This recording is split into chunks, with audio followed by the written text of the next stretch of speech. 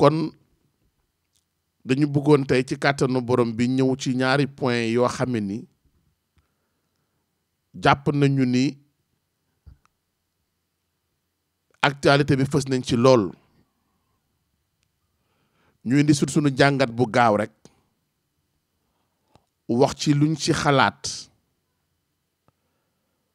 bu njëkk bi mooy wàllu dialogue bi nga xam ni nee nañu door nañu ko dialogue politique national ñaareel bi mooy initiative bi nga xam ne ay sénégalais am nañu ko ngir intensifier wala boog jox beneen tournure le combat pour la libération du détenu politique Khalifa Ababacar Sall bu ci nekk rek incha allah bëgg naa ci tënk lu gàtt ci sama xalaat muy daal di nekk sama yóbbal ci samedi bi ci club de la diaspora bi tey di le samedi 11 mai 2019 ginnaaw bien sûr ba ñu fàttalikoo ak ñaanalaat ki nga xam ne bés bi bésam la pratiquement muy borom xam-xam boobu waykat bu mag boobu di Bob Marley nga xam ne fu le 11 mai jotee gars yi seen xel yëpp dem ci moom ndax le 11 mai la génn àdduna mu nekk jour boo xam ne gars yi dañ koy commémorer lu bari à travers le monde surtout dans le monde du reggae kon képp koo xam ne reggae man nga te ngay déglu ñu ngi bokk ak yow bés bi di la ci ndokkeel di ko ñaanal fee mu tëdd mu dàqal ko lool fii mu jugee Moustapha Diak maa ngi lay nuyu nee na Ramadan Mubarak ma ne ko Ramadan Mubarak Moustapha Diak sama camarade Binta Thiam maa ngi koy nuyu mbokk yi ginnaaw bu ñu génn ci élection présidentielle yi ñëpp xam tey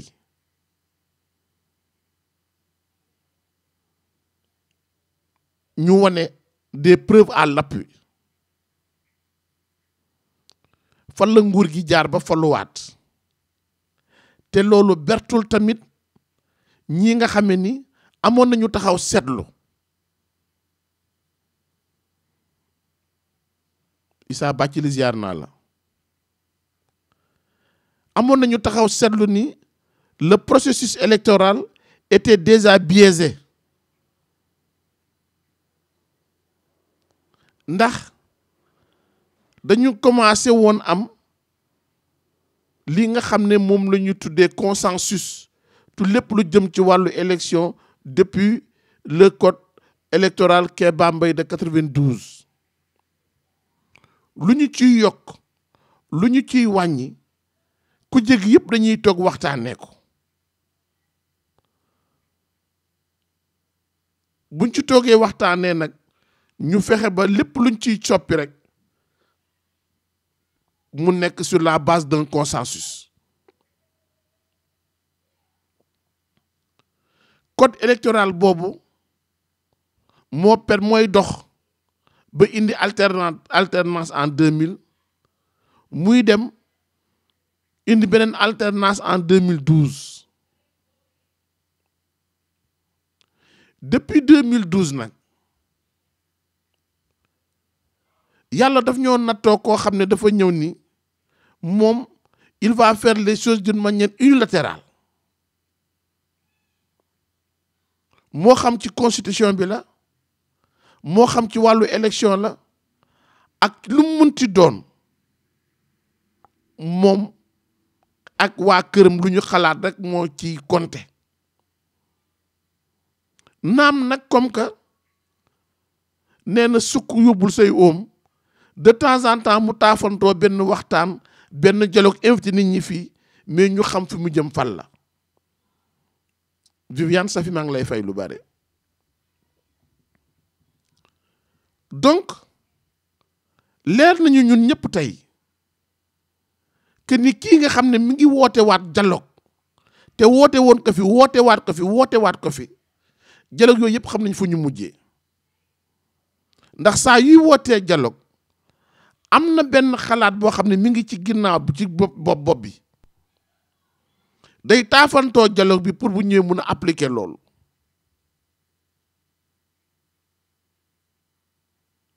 mais ñëpp xam nañu dialogue bu sérieux inclusif comme on dit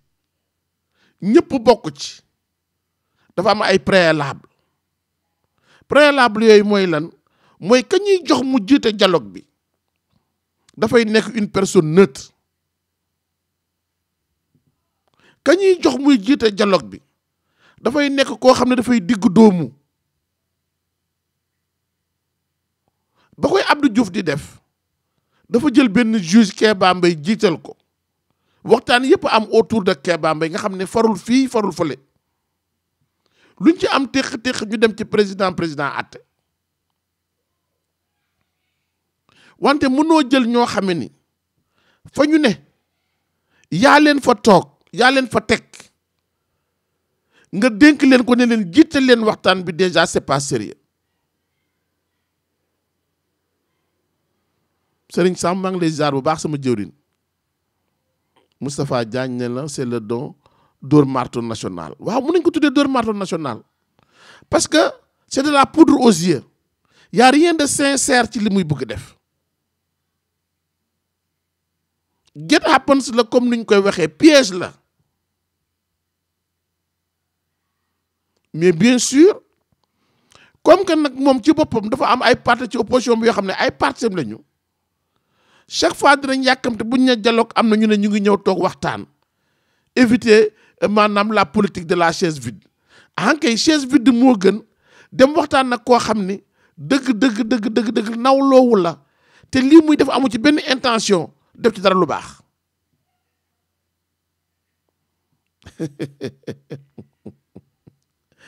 nee na koor gi te la laa jàppale chef bi waaye déet waay Sëriñ Sam koor gi da ñetti fan rek laa am su ma jàppee nag ma xam ne fu ma jëm alors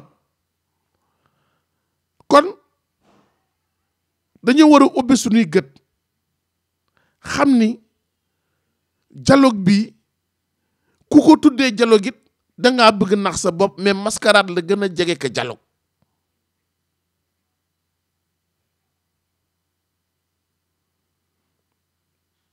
opposition bi nag ñoom fu mu toll nii Macky Sall dafa xam li leen diviser ba nga xamee ni mënuñoo wax ci benn kàddu ndax bii dialogue ñoom tey waroon na am benn front boo xam ne waroon na génn ci li nga xam ne moom mooy élection présidentielle front boo xam ne dafay jàng ci erreur yi nga xam ne def nañ ko ci élection présidentielle wante la gàllankoor li nga xam ne moom moo gàllankooroon opposition bi balaa li nga xam ne moom mooy élection présidentielle yi yu 2019 yi li ko gàllankooroon balaa élection législative yu 2017 yi moo continuer di nekk gàllankooram ba tey mooy suspicion bi nga xam ne mi ngi nekk ci diggante yenn leader de parti yi ñàkk kóolute yi nga xam ne mi ngi nekk ci diggante parti politique yi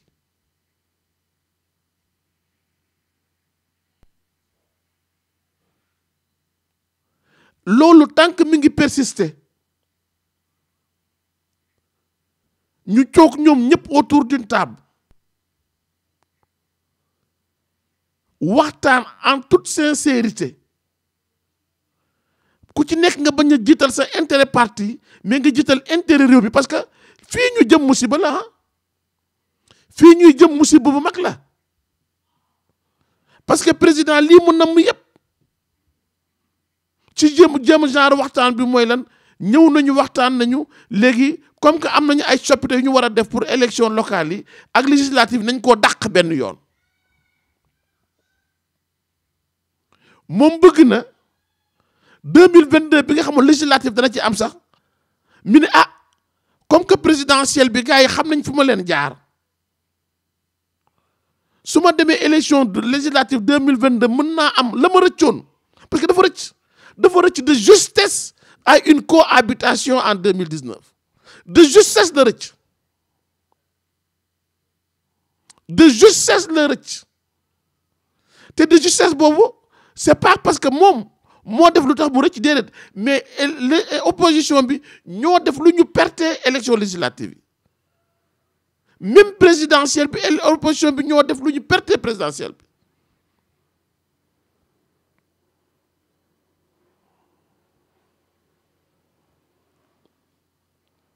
su fekkoon ni ñàkkoon na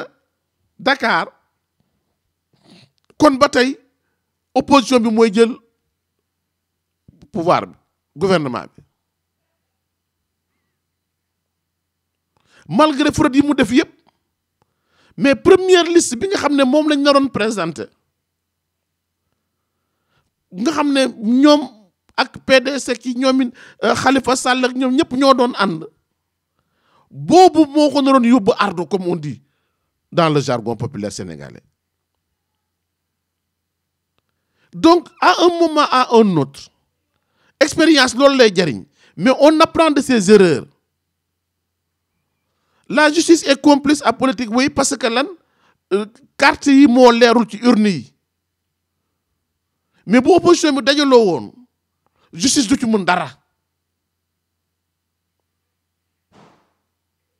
kon tey bu fekkee ni moom mi ngi mbëbët dàq législature 2022 yi c'est pour que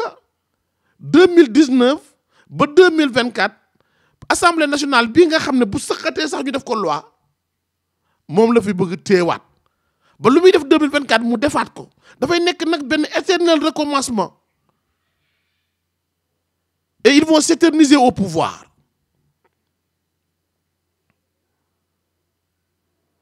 fu mu toll nii tembe bëggul dégg lu jëm ci wàllu élection législative en 2022 xelam xalaatu ko et il est en train de mettre tout pour que du am te jàpp naa ni si on n'y prend pas garde il réussira encore ce sera à la faute de l'opposition yi nga xam ne ñu ngi xoolante ku ci nekk nag en chien de faïence kenn wóoluwul sa morom. Bonsoir Cissé Bayo, comment vas-tu? Donc aujourd'hui le problème n'est pas woote gi Macky Sall di woote pour dialogue même bu on wuy yi naroon na am dafa waroon am ay conditions yoo xam ne préalable ñuy poser la classe de guerre maa ngi lay nuyu Yaya Diallo doom Pikine dafa am ay position yoo xam ne dañ koy teg au préalable la ñuy dem ci benn waxtaan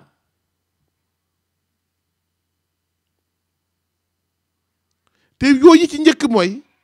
nit ki mënu laa bërki démb wax la ni dana la organiser ay élection dafa li mu lay def la pare tey ñëwaat na la kaa ñu waxtaan ba pare naan la éviter la politique de la chaise vide fu mu toll Aly Ngouille Ndiaye dafa taxu ci di kokkali opposition bi ak Sénégal yi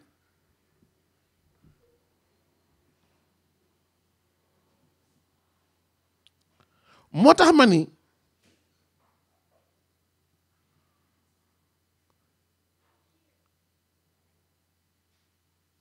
nañu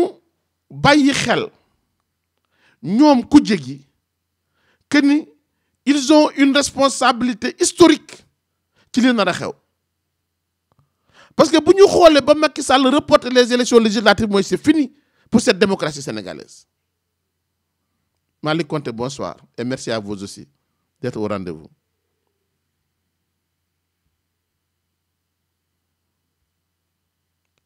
L'opposition sénégalaise aujourd'hui a une responsabilité historique ci li nar a xew parce que boobu ba tey le président mi ngi teg ay jalons di delloo sunu démocratie ginnaaw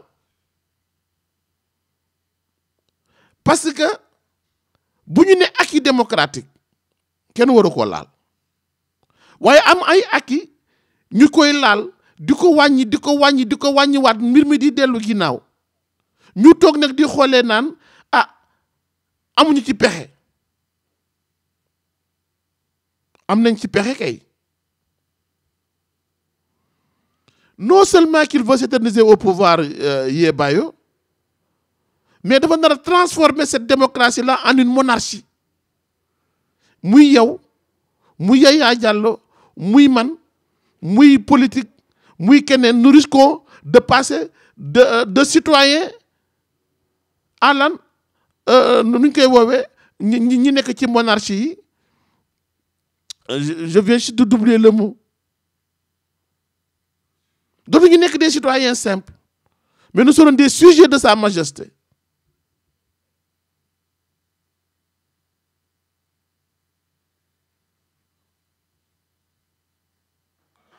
Parce que lan moo gën a graaw avec Macky Sall mooy lan saa yoo xoolee mi ngi ci ay dispositions wu changer la constitution uniquement pour des besoins yoo xam ne pour tey la. Naka laay def ba gagner législative yi, naka laay def ba gagner présidentielle yi, naka laay def ba toog fi ci yooyu rek lay indi des changements dans la constitution te yooyu changement moo grave parce que c'est des changements yoo xam ne ni qui ne s'inscrivent pas dans la durée. C'est des changements yoo xam ne du ay changements pour maintenir wala pour dëgëral les institutions, mais c'est des changements juste pour atteindre un but. Quand ce but-là est atteint, léegi am nga yeneen but yoo nar a am nga yeneen objectif, donc nga nekkat di defaat ay yeneen changement. Diggante référendum bi ak ba ñuy voté waat une loi constitutionnelle pour parrainage ak ba ñuy ñëw di voté waat encore beneen loi pour changer pour supprimer le poste de premier ministre, loolu yëpp ci benn espace u 7 ans 8 ans, c'est trop.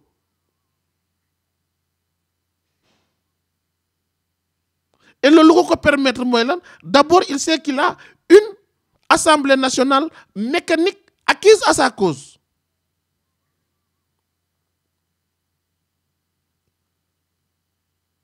Une assemblée boo xam ne ni moom moo am lii nga xam ne ni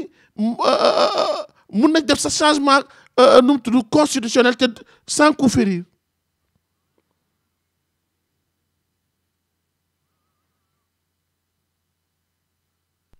moo tax ma jàpp ni opposition bi tey gannaaw ba nga xam ne ñoom seen bopp xam nañ ni ils sont les principaux responsables de leur déroute lors des élections présidentielles, tey ñoom ñoo ñu ameel tey bàyyi li nga xam ne nag moom mooy seeni égo, qu'ils se retrouvent et qu'ils sauvent ce pays-là enfin. Ndax il est temps. Il est temps que l'opposition sénégalaise sache que, à un moment ou à un autre, il faut que nous laissions leur divergence de côté. Xool lan mooy sauver ce pays-là. On ne peut pas se permettre du bàyyi Macky Sall mu naan ñu kaay leen ñu dialoguer pour dàq local yi, pour dàq législative yi. Loolu nag moo ko ci intéressé. Naka lay fexe ba en 2022 du am législative pour qu'il y ait le même gouvernement, pour que mu am la même Assemblée nationale qui lui permettra d'organiser tout ce qu'il veut en 2024. Quitte à ce qu'il se représente. Parce qu'il sait qu'il a déjà la justice de son côté. Lenn rek la mën a éviter mooy que l'Assemblée nationale ne bascule pas dans l'opposition. Parce que ndax dina rëccaat. Il a échappé belle en 2019 à une coalition. Il a échappé belle en 2019 à une coalition, non pas parce que il était méritant, mais parce que l'opposition sénégalaise, seen bopp ñoo mënut a dépasser seeni égo. Muy man ci laa bokk. Ba ñu waroon def benn liste boo xam ne liste bi ku mu jàkkaarloo dóor la. Dañ ci trouver li nga xam ne moom mooy ay xaaxam ba daaneel ko.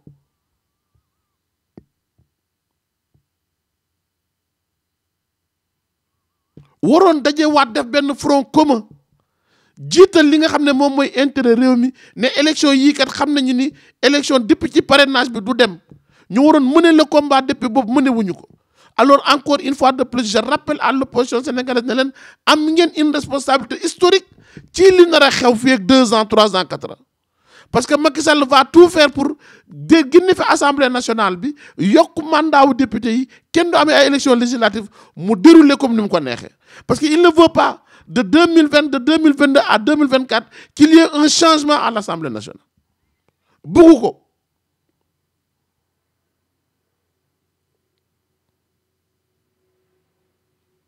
Même suy am majorité day bëgg chaque fois mu am majorité boo xam ne da koy permettre mu def des changements ci constitution bi.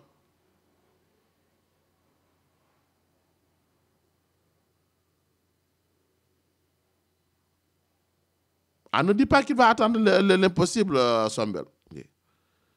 Il est en train de dérouler son plan. Les Sénégalais ont peur. Pourquoi les Sénégalais devraient avoir peur? Pourquoi? Les Sénégalais ont peur à politique. Pourquoi? Moi, j'aurais dit que aujourd'hui, les Sénégalais sont perplexes par rapport à la situation. Parce qu'il fallait gis nañu une union sacrée autour du président de la République.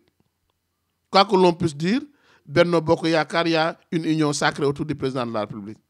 Mais dans l'opposition, ku nekk da nga dem sa côté. Kenn wóoluwul sa morom parce que ku ci nekk da nga naan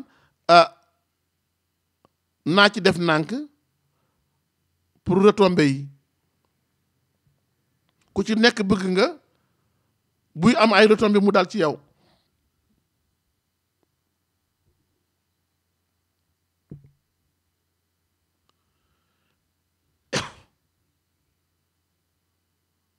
Et le combat politique,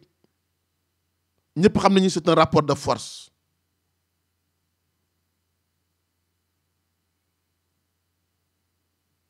ñëpp xam nañu c'est un rapport de force. Ku bëgg akara nag da ngay ñeme kaani. Kon dialogue bi lépp lu mu am comme dialogue rek mooy tur bi. Waaw sama jarbaat bëgg fàllu namm naa la loolu sax naka mbokki Italie yëpp tur bi rek la am comme dialogue wante lu dul mascarade purement et simplement ñu ngi ñaat nag ku jégi nañu bàyyi seen égoïsme boobu ñu nekkee qu'ils se retrouvent, qu'ils forment un bloc pour faire face. Beneen bi ci des mooy initiative bi nga xam ne ni ay sénégalais am nañu ko pour donner un autre souffle au combat pour la libération du détenu politique Khalifa Ababacar Sall. Déjà dafa waroon nekk ci lii nga xam ne moom mooy exigence opposition bi balaa ñuy toog autour d'une table les détenus politiques ñu libéré leen ñee ñu exilé woon ñu delloo si leen. xam nga au moins Abdou Diouf foofu la daan amee benn certain nu mu tudd clairvoyance politique pour apaiser les tensions. Dañu daan bu ñu jugee ci yenn jàmmarloo yi jugee ci yenn tension sociale yi bàyyi ñëpp ñu ñëw toog ñu waxtaan. Mais président boo xam ne lu mu waxtaan ak yow tey mi ngi naan danaa waxtaan ak moom de waaye élection yii di ñëw du ci bokk kon lépp lu may waxtaan it danaa fexe ba élection yii di ñëw du ci bokk. Président boo xam ne nag dem na ba lépp lu ko intéressé mooy soo nangoo ma génne la dëkk bi ma jox la sa liberté waaye boo fi toogee nar a defaat politique ma tëj la ci kaso bi kon nous avons un sérieux problème mesdames, mesdemoiselles, messieurs. Nous avons un sérieux problème.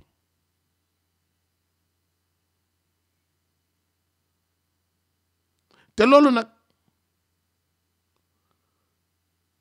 li ma doon wax en 2012 Sëriñ Samb di ma seede mi ngi déglu bëgg fàllu di ma seede mi ngi déglu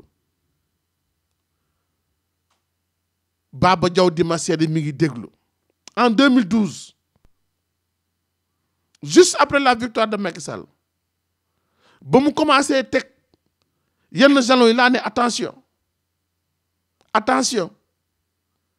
kii fi mu ñuy jëmee ndox du fa taa il est en train d'installer petit à petit sa dictature te daf koy def avec notre complicité mooy lan mooy tey xam na ni les Sénégalais ñu ngi fi soog a jëlee un régime ils sont très mécontents par rapport à ce régime là mi ngi jël nag ay daan di leen koy teg au lieu ñun ñu ne attention ñii on les a pas sanctionnés pour que après qu'il y ait une chasse à la sorcière mais dañu leen a sanctionné pour ñu tegaat réew mi ci yoon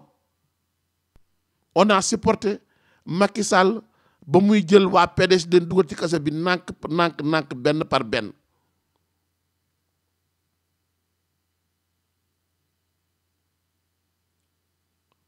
ba mu jëlee Bara Gaye sur des problèmes de passeport ñu naan xaw ma article lan de la constitution offense au chef de l'État man leen ñu ngi def musiba mais boobu gars yi ko ci wax mu ne c'est bien pour eux c'est bien fait pour eux ma ne leen c'est bien fait pour eux wante suba ci ñun lay dal ba mu demee ba sonnal leen lool ba wàññi seen doole lool ne xaaral ma dem ci keneen ki nga xam ne su taxawee mun na maa xañ nguur gi mooy le maire de Dakar déclenché processus bi contre le maire de Dakar en 2012 kon j'avertissais ne leen attention nañu bàyyi xel ci lii fi xew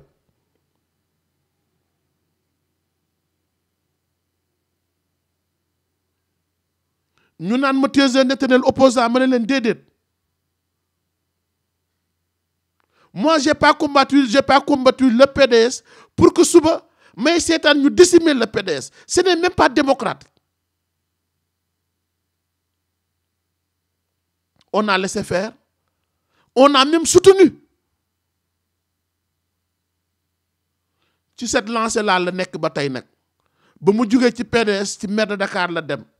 ba Ousmane Sonko fëlee mu dal ci kawam radié ko de l'administration. Nous avons un monstre à la tête de ce pays. Et il n'est pas prêt de s'arrêter. Du tout.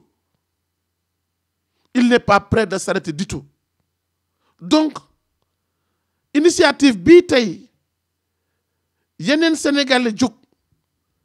pour la libération de Khalifa Sall ñëpp dañ see war a ànd ñëpp war a ànd tamit ci jóg pour le retour de kii nga xam ne moom mooy Karim Wade ñëpp jóg taxaw pour la libération des otages politiques. Voilà le combat qui va être mené aujourd'hui. Sinon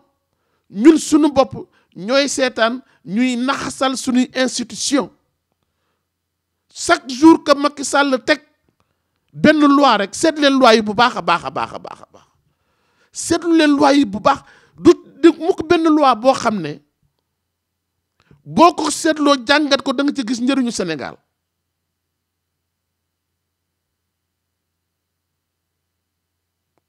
wante boo ko xoolee moom ay intérêt ak ñi mu àndal chaque fois tax na leen ñuy créer ay loi pour la première fois dans ce pays ñuy créer loi di changer constitution bi pour lan jël benn mot dugal ko ci une loi pour tere un Sénégal mu présenté wu électeur pour changer constitution pour tere benn nit. Et on nous a toujours dit même bu fekkee ni jànguñu droit defuñu droit suñu njàng soriwul defuñu université yàlla mooy def loolu xam ne suñu xel nanguwul nangu boobu mais on nous a toujours fait comprendre que une loi elle est impersonnelle.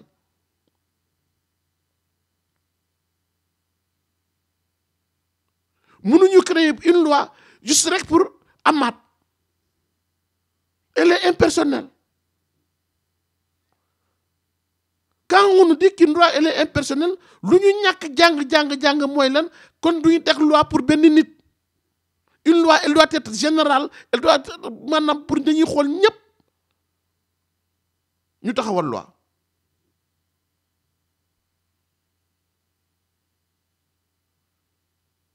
Attention mbokk yi, l'heure est grave. L'heure est très grave.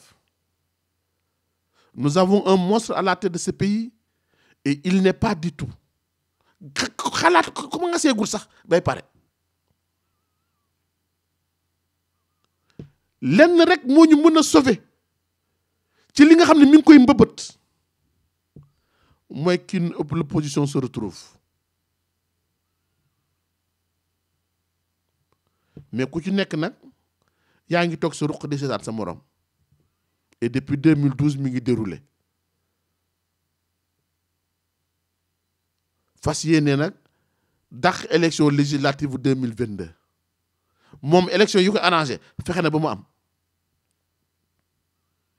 mu am dépensé ci des milliards et des milliards et des milliards pour gagner ko.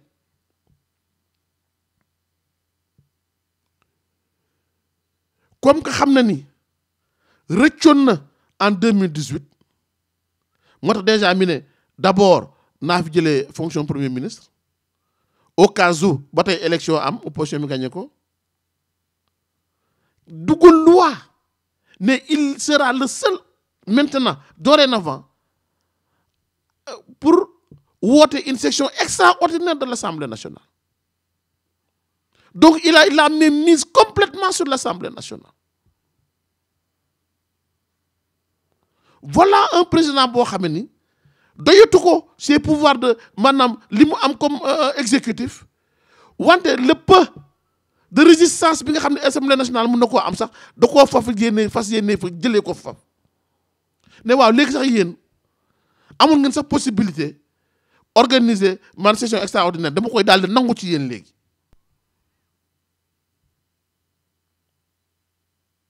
bu ko defee mi ne naa fi jëlee poste premier ministre parce que comme que rëccoon naa législative 2019 bi mun na maa bañ a rëcc 2022 wante li gën a wóor sax mooy day màtteeg du màtte naa fexe ba imposer leen ñu reculer li nga xam ne moom mooy élection législative yi dàq ko te fu mu toll nii il en a les moyens. Assemblée nationale la koy yóbbuwaat ñoom it bien sûr ñaata ngay fay ko par mois ñaata million auto essence ñu ne la kay rallonger sa mandat de 2 ans waaye da ngay daw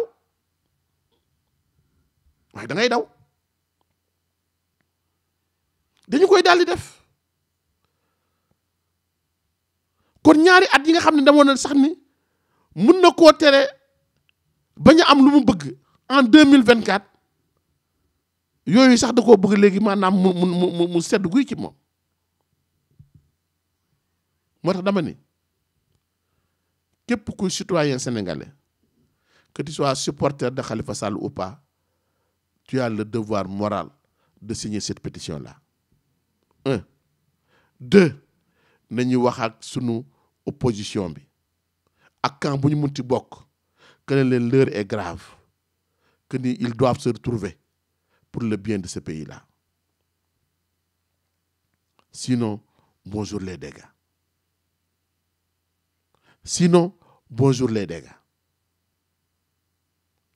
Encore une fois de plus Macky Sall moom ci li mu ne ma nga ca te kenn du ko ci jëlee kenn du ko ci dévier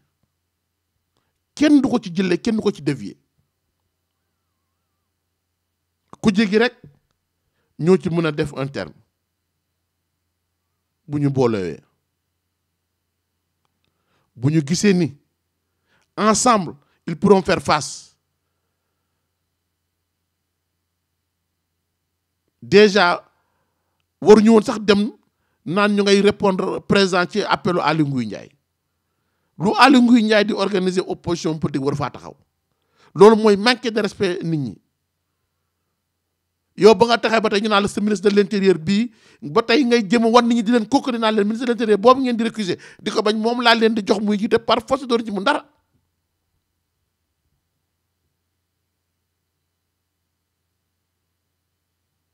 loolu nag wolof dafa ne mbéju kanam ba nga koy fajal boppam. L'opposition sénégalaise aujourd'hui am na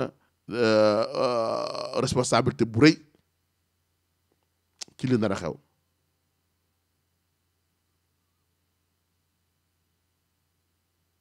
responsabilité bu rëy rëy rëy rëy rëy rëy rëy ci lu nar a xew.